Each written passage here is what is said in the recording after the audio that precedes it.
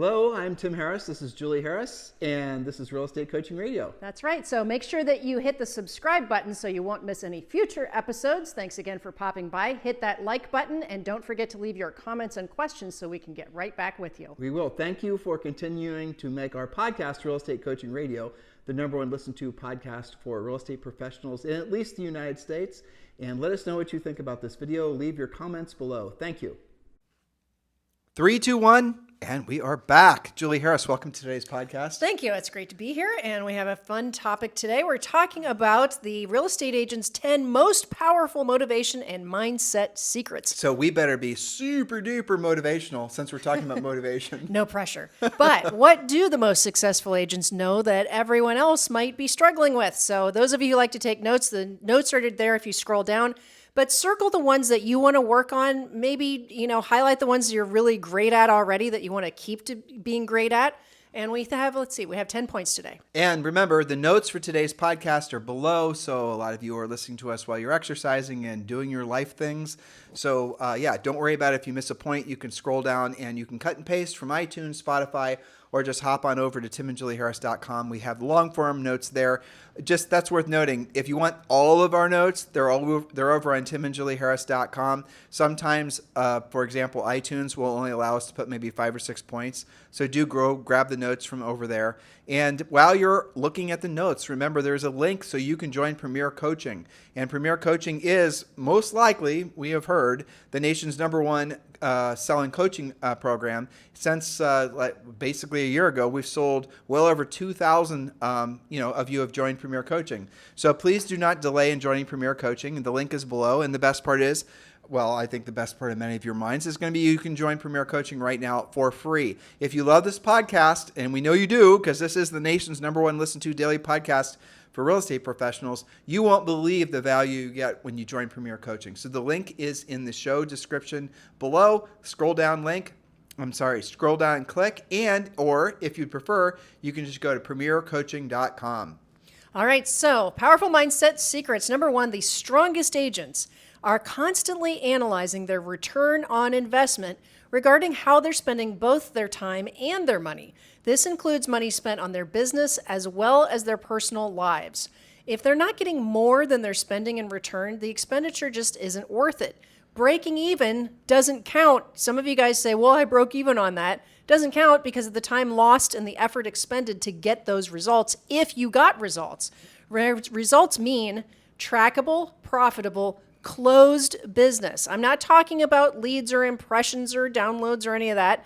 Results are trackable, profitable, and closed, not just anything else. Now, on the surface, that might not seem like a mindset point, but this is why it is. Because if you're struggling with your mindset, your motivation, and really your sense of optimism, it might just be because you're focusing on the wrong thing. So how do you know what to focus on? Use Julie's first point. Go to whatever is going to put you in the things that are going to put you in a position to help the most people in the least amount of time. And how you quantify that? With the income you earn. So if you're considering doing something and it's not going to get you paid in 90 days or less, you probably should not be doing it, especially in this market. That's right. I mean, that's the way it is. So if you find yourself feeling like you're burning the candle at both ends, it's probably because the things that you're doing are not working or not working fast enough. Point #2. That's right. Waiting is exhausting. All right. Yep. #2, they are actively and aggressively isolating themselves from the media, both online and off. They're making their world smaller regarding who is influencing them. Following a media-free morning or a media-free life is a good start. Eliminating negative feeds from social media is another great strategy to, quote, build a moat around your mindset. We have, one TV in our home in Puerto Rico, and the only thing that we watch on it are our movies on family movie night. There are no TVs anywhere else. None. Nope. Nobody pays attention to the news. We don't watch it because I don't even know how to turn it on. The TV? I'm pretty sure I don't know where the remotes are. It's that white one. I'm not going to mess with that. Well, but yeah, you don't want, No, ever. Ever. So the moral of the story is there's nothing good that comes from really any form of media other than this podcast, listeners. Well, and podcasts are great. You and I do listen to podcasts because you can curate what's going into your brain. You can choose, you can try it out. I delete podcasts all the time that I tried. It wasn't my cup of tea. I try new things. And then we have our go-to regular ones too. So that's okay. A lot of podcast hosts start out on target with good content. Yeah. And then they start meandering into politics and things like Yeah, that. and then they get deleted. And then they get deleted because really at the end of the day, politics anymore is absolutely a hole that many people will never, ever be able to crawl out of. So our suggestion to all of you is give yourself a huge break and permission to completely and totally turn all that stuff off. Now, if anything that's significant happens, somebody is going to tell you about it. You'll hear about it. You're not actually going to avoid anything, but you got to just pay attention to how you feel when you're around people that are high consumers of news in general, but media. How do they act? They're very on edge. They're nervous. They're not calm. They're not focused. They're worried that the sky is falling, and maybe their skies are falling. How do you feel after you've listened to the latest news about this or that and the other thing? You don't feel good and optimistic. You feel mad and frustrated because you've been manipulated. So allow yourself the permission to unplug from all that garbage and go media free. Media free, as it implies, means no media. None. Yeah, except maybe a few podcasts. Okay. Yes. So point number 3, the most powerful agents are constantly monitoring their own internal dialogue. Has negative thinking entered their mindset? They are self-aware of the unintended consequences of allowing one negative thought to manifest. I wanted to say maybe you're part of the bad media, but I thought that was too harsh. Well, but let's talk about that because that's something that the woo-woo hucksters, frankly, love to basically, you got to figure out where the original negative thought came from. That is so stupid. So here's the thing. Yeah, let's ruminate on that. Exactly. And then because all you're going to do is be manifesting more negative thoughts. Why did I think that thought? Why did I think that thought? Why did I think that thought? So here's really the way to cut through all of it. Monitor how you're actually feeling. And then ask yourself if you like the way you're feeling. And if you don't like the way you're feeling, the way to sort of trick yourself out of feeling negative is put yourself in a place of appreciation. So if you find yourself feeling frustrated, mad, it might be because you are dehydrated. It might be because you need some sleep. It might be because you're hungry. It might be because something like that is controllable. But let's just say, for example, you should practice this right now, dear listener. If you want to essentially make it so your mindset is always in your control, when you find yourself monitor how you feel, happy, sad, angry, frustrated. If you don't like your emotional state, the way to unplug from the negativity that maybe has figured out a way to enter into your heart is to say what you're appreciative of. Find 5 things or 3 things or 1 thing that you're appreciative of. And just feel the feelings of appreciation for whatever that is, because those negative thoughts and feelings cannot coexist in your mind while you're being in a state of appreciation. I don't know why it works that way.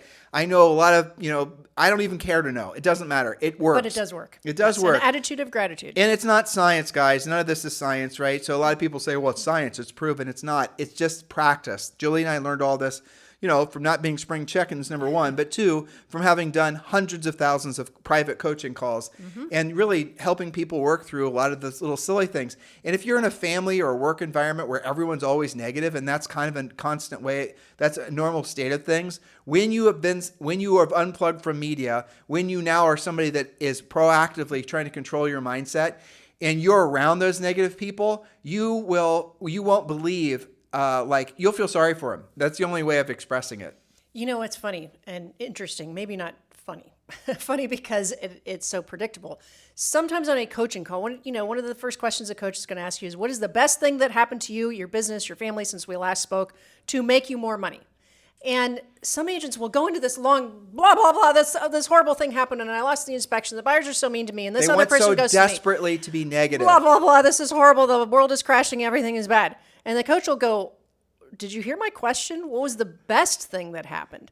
Well, I also took a listing. Right. Like, why are you not focused on that? Well, what you'll see is their emotional state changes. And most of our calls that Julie and I have done were over the phone. And here's the thing that's interesting. I think doing a video or a Zoom coaching call is not as effective as using a phone. Why? Because your ears are, So your eyes dominate your ears, right? So if you're listening and you're looking, your ears are going to take a secondary, or they're going to be in the backseat to your visual, your ability to see things. So what here's also fascinating is if you close your eyes when you're listening to this podcast, or here's a fun one, close your eyes when you're listening to MS, or when you're turn on MSNBC or turn on Fox News.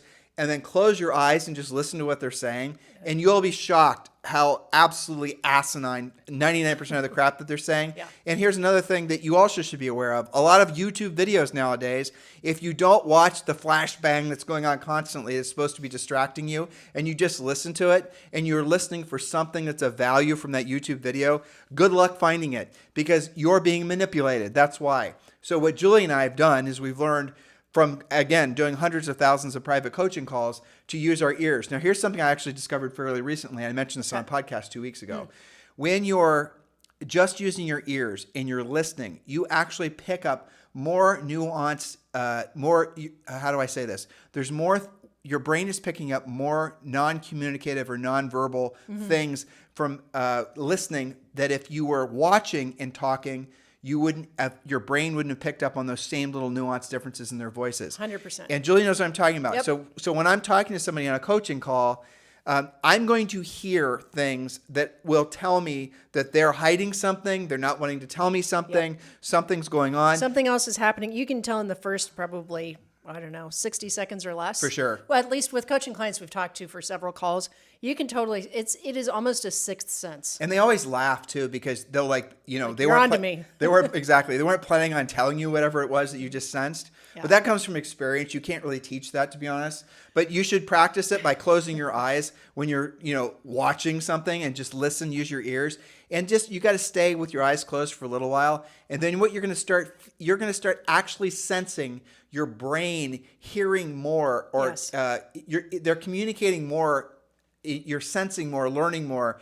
You're operating at a higher level when your eyes are closed. It's shocking, but it's true. It is an interesting thing. I relate that to, like, that's why, when you listen to a great piece of music, it's not all notes. You have silence, you have louder parts, and you have quieter parts. That's what makes it beautiful. That's what makes it great, is because you're hearing all those little nuances. So anyway, I'm not sure how we got on that tangent. I don't know, That's but it was a good one. Okay. So point number 4, our strongest agents are hyper aware of their own market conditions. This one's really important. We call this facting. They study what's selling, what's not, and what are the hot price ranges, and where are the hot zip codes. They know where the new construction is being built, and they know what's happening with mortgages. They're not hiding out, waiting for the market to come back, waiting for the market to lift them up. They're not waiting. They are hyper aware of what's actually going on in their market, and they are taking what the market is giving them. We did a podcast last week about that. We did. I remember how we got on that. It's because start with, again, let me make this a real simple thing, Sure. and we won't get on our soapbox again. We'll see. I mean, Julie and I are like ultra nerds when it comes to coaching real estate agents. So sometimes you guys just have to here they go Along again. for the ride. All right. So monitor, ask yourself the question, how do I feel? And if you like the way you feel, if you're feeling positive and motivated and excited, which hopefully you are listening to this podcast, and you want to enhance that, strengthen that, then right now tell yourself and think about 3 things or 1 thing that you're really totally grateful for. And it can be, again, don't overly analyze what you're grateful for. You know what you're grateful for. It could just be the cup of coffee in your hand. It could be the car you're on. It could be your wife, your dog. It doesn't matter. Just find something and think about the feeling and allow those feelings of gratitude to sort of take over, and you'll feel, and I promise you guys, this is what you'll experience. So you will actually feel a sense, and it always happens around midsection on your torso, of warmth. And I don't know, again, why, and I'm not going to hit you guys with a woo-woo stick here, but you're going to feel a sense of warmth, and that's gratitude that's taking over really, a very core part of your body, right? I know, again, Julie and I have studied the Kundalini. We have studied all the mindset stuff. We've studied all this stuff. So I know there's a lot of woo-woo people that would give us a long, complicated answer with a lot of ancient words. What color your chakra is. Exactly. Yep. But just for the sake of keeping it practical and tactical, yeah, that's right. So this is the thing. Now, if you are doing that and you don't so let's say you're monitoring your internal, your feeling, and you don't like the way you're feeling right now. Go again. Trigger that feeling of gratitude. Oh, I'm not going to feel gratitude. I want to be pissed off. Well, keep working on it. Find something you're grateful for. And then what you're going to discover is you can always change your emotional state whenever you choose to change your emotional state. People will not be able to have the same level of control. And if something slips by you, if somebody triggers you to feel or think or act in a certain way, don't beat yourself up about it. Kind of laugh at it. And then again, get in alignment with that sense of gratitude, flip that switch, and then you'll be operating on a higher plane. The more frequently you practice this by monitoring how you actually feel, the more powerful you'll become, and the less susceptible you will be to all the people out there that are trying to manipulate you. That's right. So point number 5, our most powerful agents are very proactive in their lead generation. Some of you guys aren't going to like hearing this, but it is true. They're super proactive in their lead generation, having more conversations with more prospects. They're not reliant on lucking into repeat and referral business, and they're not addicted to buying leads. They're working with multiple sources of business at once. They're working to be proactive. That's a very common thing about agents that are on track or ahead right now. If you want to know why or how some agents are making a killing this year while others are struggling, it's because they're having more conversations. 100%. A conversation is a voice to voice with a decision-making adult About real estate. About real estate. It's not how many emails did you send. It's not how many videos did you make. It's actual conversations. The passive stuff, all the social media stuff and the marketing stuff and the branding stuff does have a place in your real estate business, but it's not what you should lead with, because the stuff does not work consistently and does not work fast enough to actually generate transactions compared to having direct conversations with folks. Even the most ardent branding, self-described guru cannot argue with that point. Nope. Because nothing will ever beat, and this is the reason AI and all the rest of it will never replace agents, right? Nothing will ever beat direct, belly-to-belly, face-to-face, voice-to-voice communication with another human about buying or selling real estate. You will always have a job. That's right. Now, number 6 is definitely a mindset point. They are aware that when they're feeling out of control, they will subconsciously look for things to control. Now, this one is going to hit home for some of you when you realize it. This sometimes manifests in things like overeating, substance abuse, or wrecking relationships. That gives them a feeling of control, but it's destructive. Now, powerful agents and people are introspective before they make those mistakes. They recognize their own early warning signs as the trigger to the bad behavior, and then they take a step back, they take a breath before causing more drama to themselves, to their prospects, clients, or family. It goes back to the manifesting of the sense of gratitude. So if you find yourself again in a negative way, this is the way to trigger yourself out of it, because what Julie just said is true. And we can talk about that forever, but the podcast will turn negative. But really, at the end of the day, a lot of people will suffer from ups and downs in their lives, ups and downs in their finances, ups and downs in their personal relationships and their health and everything else. Why are they doing that? Because people will, and I'll just use, a Freudian word, subconsciously, they will actually cause themselves to go in a mode of self-destruction just so they can have a sense of control over something. And that happens most, like, for example, drug and alcohol abuse, having problems with your spouse, having problems with all those things. People will create problems just so they can have a sense of control. And they do that when they're feeling the most out of control. We have to tell the astronaut story. Yes. Okay, so there was a great book, and it's what is it? You remember? The Astronaut's Guide to Life on Earth. Okay, very good, Julie Harris. I'll think of his name in a second. Okay, so was it Hal Elrod? Oh, no. This was just part of his story. He was talking about the fact that Chris Hadfield got it. All right, wow. Sorry, I had to dig it out. Level my 10, brain. level 10 nerd knowledge. Don't tell Zoe. Oh, I won't. All right, so here's the deal. All right, again, this is only a little, maybe not even a whole chapter in the book, but it was fascinating. Astronauts, right? And this was Canadian, whatever their version of NASA is. So when they were, he wanted to become an astronaut. Now, to become an astronaut, you have to pretty much have been the best of the best your entire life. You were taller. To even be considered. Right, exactly. Yeah. I mean, you probably were taller, better looking, smarter, always got straight A's, always won the spelling bees. Know how to fly some stuff. Yeah. And then you probably went in the military and you were a fighter pilot. You are, without a doubt, the best that in Canada or anywhere that your society has to offer. You are peak human. You're peak human. Okay. And you probably never had to compete, honestly. You probably your entire life were the, shoe-in for the, number one picked athlete, the high school prom king or queen or the whole thing. Your entire life has been, and you didn't know it, but your entire life has been pretty much a red carpet ride from birth because you had a lot of inherent advantages. And let's just assume you also worked your ass off, right? Now, you all of a sudden find yourself in a room full of other people that are just like you, who you've never ever actually tripped over people just like you. You thought you were special. You thought you were some sort of, unmasked superhero. Now, all of a sudden, you're competing with a bunch of other people that are operating and have operated their entire lives at least at the same level as you. And they all want what you want, is to be an astronaut. And there's a room full of, say, 20 of them, and only 3 of you can be chosen to be astronauts. This is what essentially is a passage in his book. All right. So what did they, and this was very fascinating. So he said what he saw was during the astronaut training, whatever it was, right? It was a long process. Mm-hmm. A lot of it was mostly men and some women, but most of they were mostly married. Mm-hmm.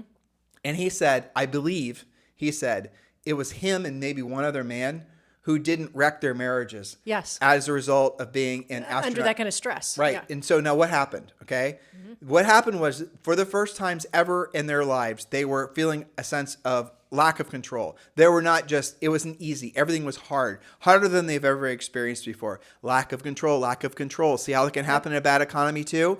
And so what did they do? What can I control? Subconsciously, they then started, must be my wife's problem. Or my husband's problem. Must have been, that's something I can control. Then they started ruining their home lives. And again, he made the observation that basically all of them ended up getting divorced. And why was that? It was because they weren't monitoring what was actually going on in their heads, and they were allowing this environment to adversely affect their mindset. Even though this was the best and the brightest that humanity has to offer, let's just assume that's true, they themselves weren't being self-aware, introspective enough to realize the damage that they're doing in their marriages, right? So a lot of people will do that, especially in times of stress and economic stress. Financial stress is what will cause most people to lead to what? Health problems, into problems with their marriages, as we've been saying, and all these other types of things. You have to be monitoring that. Otherwise, you're going to take a solvable problem, which is headwinds in your housing, in your real estate business, and you're then going to manifest it into health problems, all these other problems. Bunch of other problems. They can ruin the rest of your life. So do yourself a favor, and those of you who have experienced that before, or maybe you created that problem back 15 years ago during the housing crash, and you're still licking your wounds, you need to forgive yourself. You need to not just think that your best days are behind you, and you need to get back on the saddle. And again, forgive yourself. Okay, forgive yourself for having created that, gone through that self-destruction phase prior. Don't do it again. Next point. And when you get good at the point we just discussed in detail, that leads you to number 7, which is related.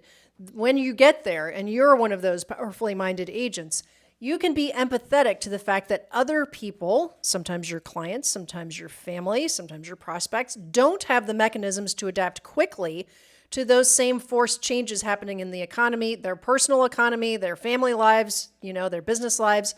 The agents that have this figured out forgive easily and quickly because they understand that others are stressed. They offer a positive light backed by facts and thoughtful solutions rather than jumping in the mosh pit of negativity or drama. I hear about this all the time from you guys doing, your deals where, you think that some cranky seller is all about hating on you. Stop yourself for a second and wonder what in the world is going on in their lives that's creating the stress that gives you conflict. Stop making it about you. They probably had a terrible time at work. Maybe they found out they got relocated to someplace they don't want to go. It's not about you. So the most professional agents that don't get all tied up in that and don't take everything personally, they know to take a breath and say, you know what?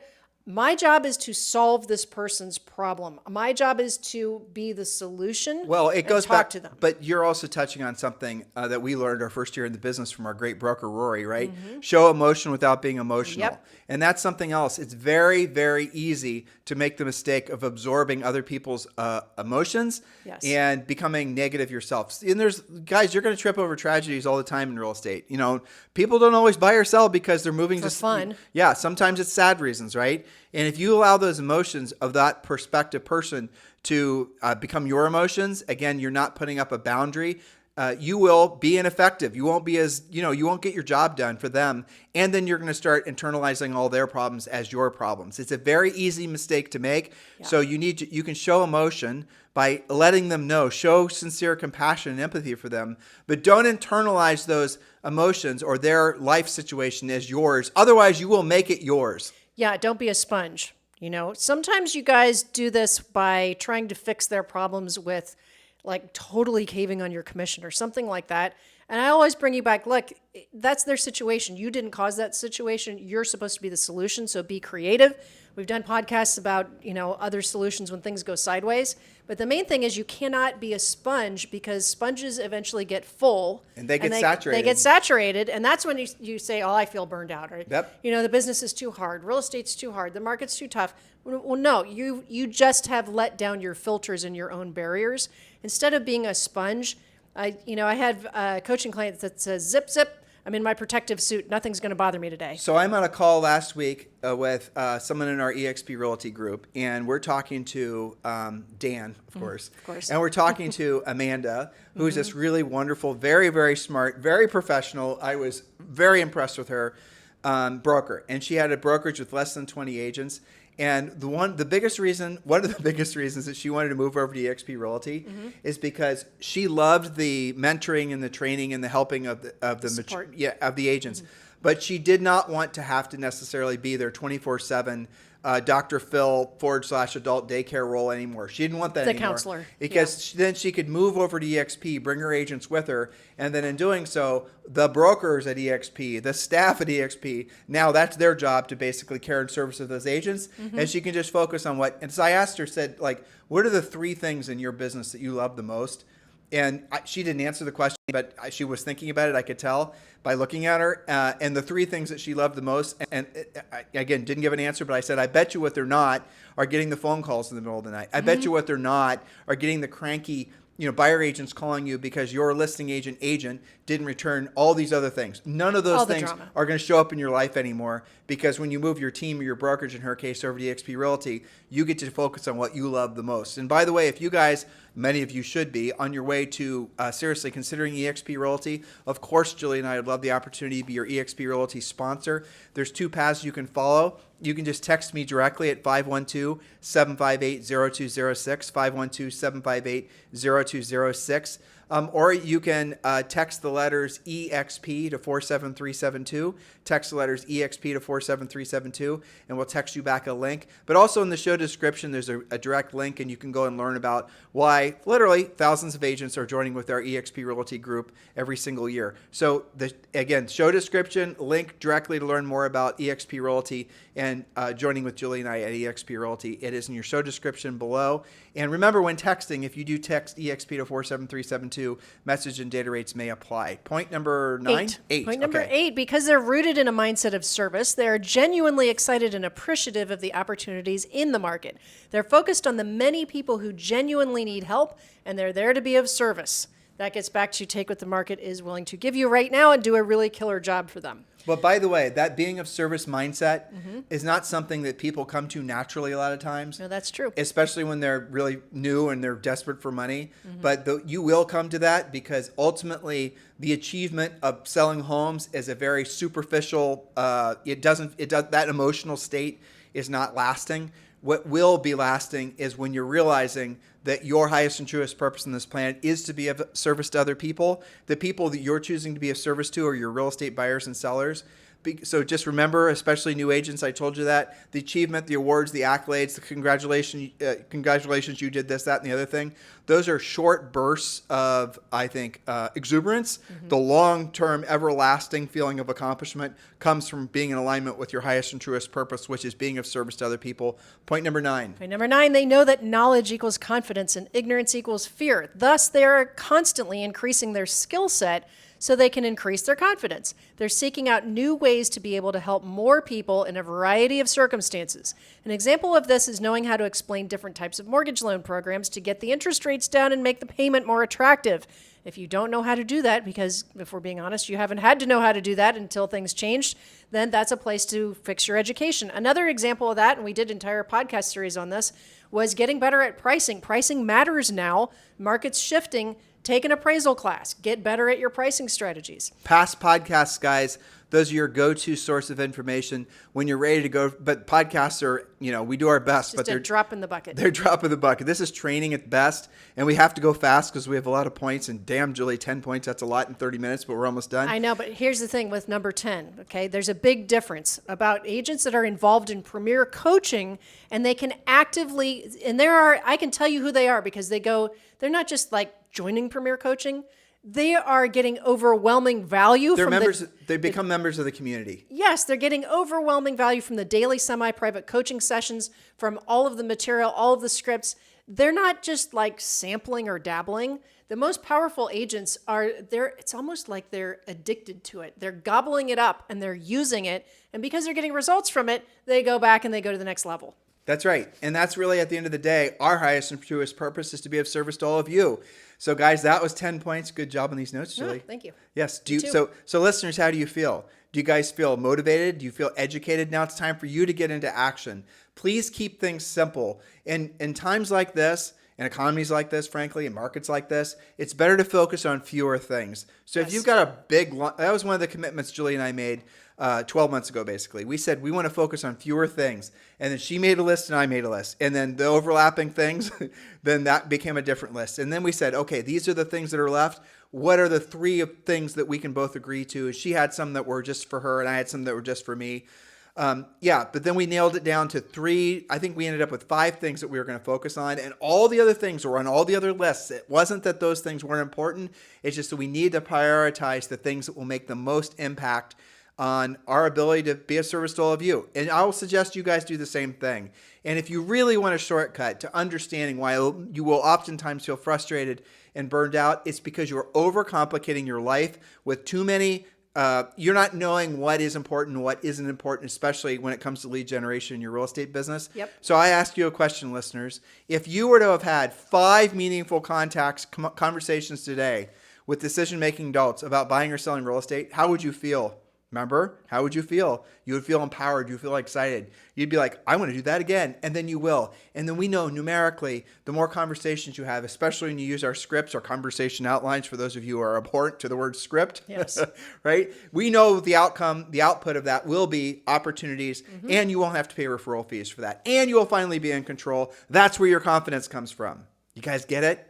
Simplify. Don't overcomplicate. Simplify. So guys, thank you for keeping the #1 listened to daily podcast for real estate professionals in at least the United States. Have a fantastic day. We'll talk with you on the show tomorrow.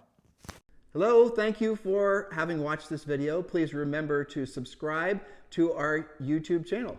That's right. And don't forget to hit that like button, leave your comments and questions below, and we will get right back with you. Thank you for watching this video. And remember to watch the next one. You're going to love that one.